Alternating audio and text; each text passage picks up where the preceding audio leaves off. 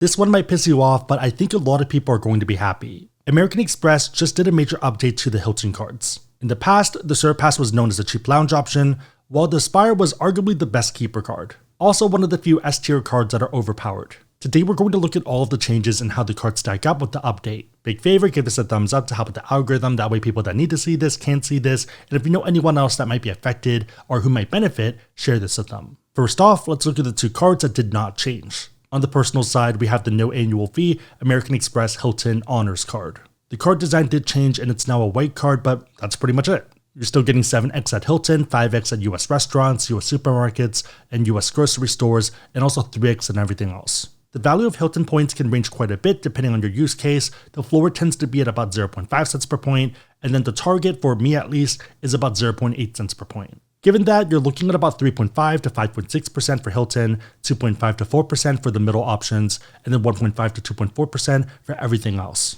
No annual fee, no foreign transaction fee, and you get Hilton Silver status. Main draws are going to be 20% bonus points, 5th night free on reward stays, and also free water. You can also earn gold status by spending $20,000 on the card, but I don't think that's worth it, given that there's a lot of other ways to get gold status that feel a lot cheaper. Whether the Amex Platinum or the new $150 annual fee Hilton Surpass. Outside of that, that's pretty much it. I think it's still a great option if you're looking to play the upgrade game and maybe get multiple Surpass or Aspire cards. Otherwise, I don't see any additional updates, given that they already did update the card art and the design. The next one is going to be the Amex Hilton Business, which is the weirdest of the bunch. The card features have not changed, and the card design has also not changed. So 3 of the 4 cards have new designs, but this one doesn't. I think we are going to see an upgrade to this card in 2024, and I kind of talk about it towards the end of the video, but yeah, stay tuned for that one. For now though, the card is unchanged, so if you want a deep dive, we have a pretty good one on the business channel, Ask Sebby Business. If or when it gets updated, I'll probably post it over there as well, so consider subscribing. The Amex Hilton Surpass did get a huge update, but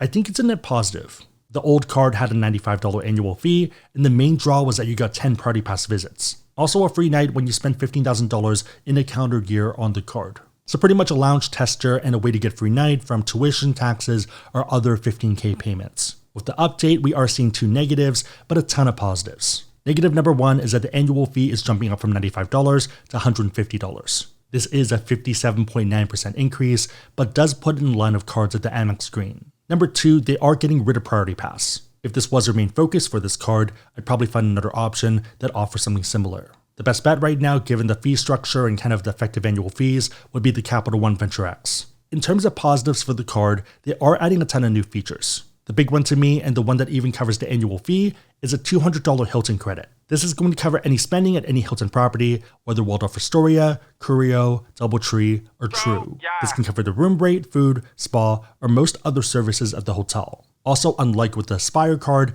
this is not only for Hilton resorts. Again, any Hilton here counts, not just resorts. There is a big disadvantage though, and it's the fact that it's broken up into 4 quarterly credits of $50. Most of us would be happier with one $200 credit, but this is still fine. If you stay at Hilton's at least once a quarter, then it's great. If not though, it can be pretty tough, so be careful. Let me know what you think, but to me, it's now a keeper card, and it's even better than before. There's a ton of people that do quarterly or even monthly weekend trips, so a $150 annual fee minus 200 credits, that's a negative $50 effective annual fee. You're getting value just by holding the card. For example, I was just in New Orleans for the last week, then I'm going to Hong Kong in a few days, and then New York City after. I'm probably a bit of an edge case, but there are a lot of other people that are also going to just a bunch of conferences where it's not hard to squeeze out one Hilton visit. One of the other changes is going to be multipliers. They ended up adding 4x back on US online retail purchases. Feels like an interesting category depending on how people use it. You're still earning 12x back on Hilton and 6x on US restaurants,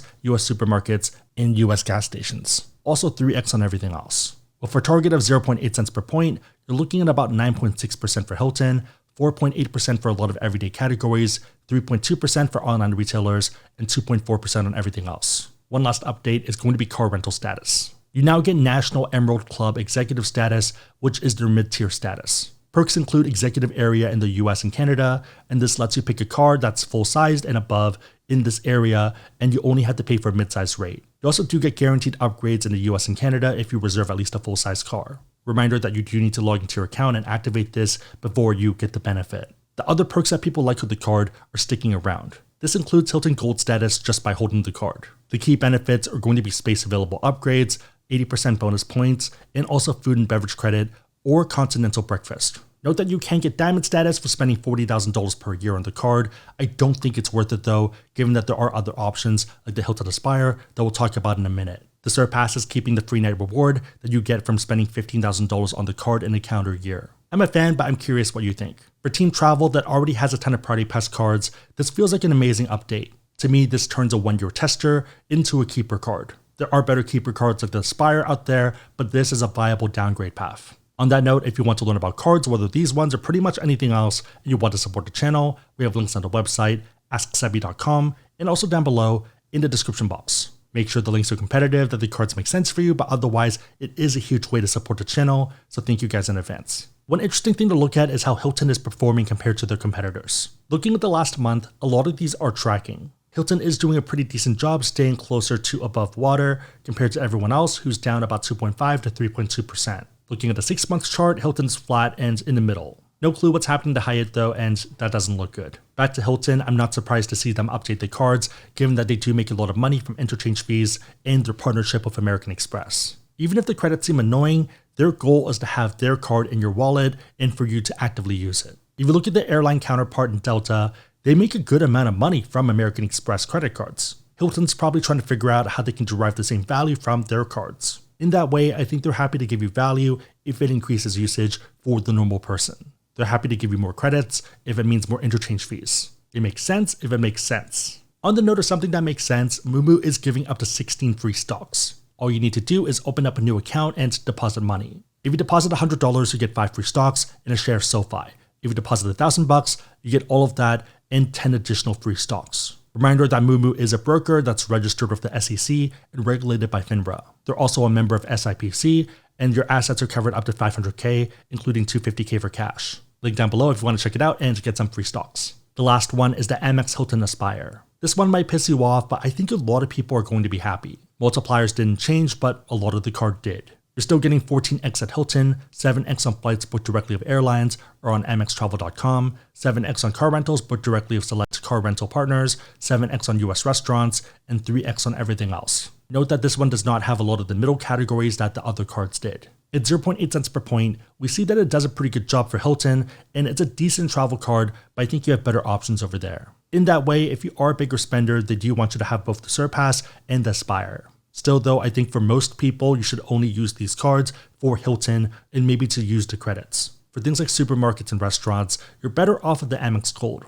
Gas is a bit of a weird one, so there is a use case here. Okay, starting with the bad news, they are increasing the annual fee from $450 to $550. To be fair though, I feel like in this range, we're less concerned about the top line number and more about the effective annual fee. A lot of people would be happy to pay $1,000 or $2,000 if it meant 2 times as much rewards and value. It also could have been a lot worse. Amex Platinum went from $450 to $550 to $695, Bonvoy Brilliant $450 to $650. I think a lot of us expected $550 and it's fine. What might be more surprising though is that they are getting rid of Priority Pass entirely. A lot of people use this as either a free or heavily subsidized Priority Pass card, so if you were using it for that, you're out of luck. Again, like we mentioned with the Surpass, the Capital One Venture X is your best bet given the similar structure. They also are getting rid of the $250 annual Hilton Resort credit and the $250 airline incidental credit. If you did have the card before October 19th, 2023, you will keep these and you can use the benefits before December 31st, 2023. If you had the card before, you can still finish using it, but it's only until the end of the year. On the surface, it sounds pretty bad, but they are adding 2 credits that more than make up for this. First one is 400 Hilton Resort credits. Pretty much exactly the same as the old one, but there is a catch. So this one is semi-annual and you only get a $200 statement credit every 6 months. Old credit's $250, but you have the whole year to use it and you can use it all at once. Reminder that this does cover any part of your stay, including the room rate, dining, spa, and also other amenities. It does have to be a Hilton resort, but you have a ton of options. You can Google for it, but Hilton has a search for specifically resorts. Sorting by US-based resorts, there's over 150. Prices, unsurprisingly, can range quite a bit from under 100 to over 500. Vegas is probably one of the best examples of this, so you have a lot of economic options like the Tropicana at $46. You also have a lot of expensive options like the Waldorf Astoria and Crockford's. For me, I personally prefer Crockford's, but your mileage may vary. Here are some options along the California coast, and you also see the price differences depending on where you want to stay. Also, there are a ton of options abroad, so I'm super happy to see this go from $250 to $400. Another one they're adding is a $200 flight credit. This can be for any flight made directly with an airline or through AmexTravel.com. Unlike the old credit, you do not need to pick an airline, and it's not specifically for airline incidentals. It covers the base rate as well. Main disadvantage is that it is broken up into 4 $50 credits instead of 200 straight. If you don't fly often, then this can definitely be annoying. Maybe I'm alone in this, but I think there's more people that just do road trips for the weekend, and that's a lot easier, and staying at a hotel is part of that. Flying might be more of an endeavor. Still though, you probably can use it in a similar way as the old credit, and it should be fine. For me, I'm pretty lucky because I go down from SFO to LAX quite a bit, so it works out. Side note, did a bit of research, and apparently the LAX to SFO route is the busiest route in the whole of the US-Canada region. Kinda surprised that there's not really an East Coast equivalent, maybe New York to Miami. So if it's $50 one way anyways, then it's perfect if you have 2 Aspire cards, given that you can cover a round trip every quarter. They also are adding another airport-based credit. So with the update, you get $189 per calendar year for Clear. If you have TSA PreCheck already, then this is a nice to have. It is a bit separate because it's before PreCheck. If you don't have anything, then Clear is amazing. Think if the airport is 2 lines, this allows you to skip to the front of the first line. Similar to the Amex Hilton Surpass, they are adding National Emerald Executive status, which is the mid-level status. The card also now has cell phone protection, but be careful of this. The max is $800 per claim, and you can do up to 2 claims per year with a $50 deductible. Tons of rules here, but some examples they give are cracked screens or theft. I would argue that the 2 main reasons people get and keep the Aspire card are still here. Number 1 is status, and number 2 is free nights. With this card, you get Diamond status, which is the top level status at Hilton. Perks include space available room upgrades, executive lounge access, and premium Wi-Fi. If you mostly travel in the US, then I would discount these because upgrades just aren't as plentiful unless you stay at more expensive hotels. For whatever reason, even in the US, if we're staying at a Conrad or Waldorf Astoria, we tend to get upgrades. Otherwise, domestically for normal Hiltons, they don't really seem to care. Internationally though, it's amazing. Same idea of executive lounges abroad, they just are a lot nicer and have better food. Ones in the US might have soda and chips, ones over there have nice happy hours. Premium Wi-Fi is one that I didn't really think I cared that much about until I started doing more work on these trips. A lot of hotels want to charge you $20 per day in order to have fast internet. As someone that needs fast internet to do this and also a lot of other things, it's surprisingly useful. The other big perk is free nights, and you get 1 night just by holding the card. This can be used at any Hilton hotel up to 150k points, including options like the Waldorf Astoria Maldives. Average retail price here is about $2,700, so you are getting a ton of value. And even if you use other sites like Expedia, same thing, it can get pretty expensive, and that's why we visited 4 years ago. Great value for points and even more for the free night reward. With the update, you get an additional night after spending $30,000 per year on the card. You still get a free night after spending $60,000 on the card, which was previously there. To me, this is a win-win because before, the 60 by itself seemed way too far, 30 is midway point, and now it's kind of maybe worth it, but depends on you. If you have to make a tax payment anyways, because let's say you have 1099 income beyond a W-2, then it can make sense, but make sure to do the math. For example, let's say you were running $30,000 at 1.85%, whether that's sole prop income, business income, or maybe you had a windfall. Or it could be a ton of other things like property taxes, tuition, or rent. For taxes though, $30,000 spent times 1.85% is $555 in fees. What you get for that is a free night reward that you can use anywhere like the Waldorf Astoria, and also 90,000 points. At our target valuation of 0.8 cents per point, those 90,000 points is 720 in value.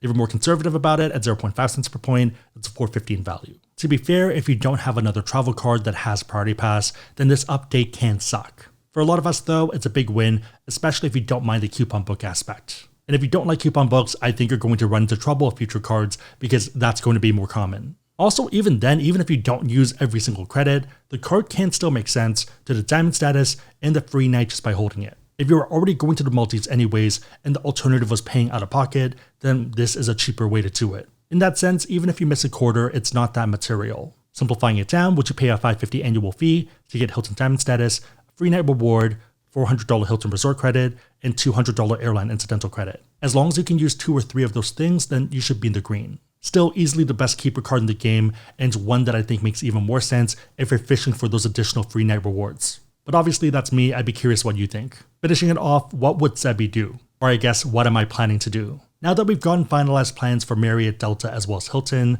you can kind of decide which of the 5 cards you want to pick for your setups. 5 because of the 5 card rule for Amex. Right now I have 2 Hilton Aspires, 1 Bonvoy Brilliant, 1 Delta Reserve, and 1 Delta Reserve Business. The Delta Reserves made sense before because I was hitting the status boost with work spend, but right now with the new change in the program, it doesn't really make sense to have 2 of them. I might wait till next year and then do some funky upgrade downgrade stuff to see if I can trigger a few of the head starts. Probably won't work, but might as well shoot my shot. After that, I'll probably cancel one of the 2, probably the personal one, and then get another Hilton Aspire. I'm guessing when I apply, I'll get auto rejected and I'll have to call in to push the application through because it is a duplicate card, and even though I'm not getting the intro bonus again, it's still beneficial. And if they don't let me push it through, I'll probably downgrade my 2 Aspire cards into Surpass cards and then apply for the Aspire again. I am debating getting another Bonvoy Brilliant instead, but the Aspire just feels too good. Long term, might get rid of the Delta Reserve and go for a second Bonvoy Brilliant. If you're also in the end game, would love to hear what you think. Again, if you want to learn about cards, we have links on the website,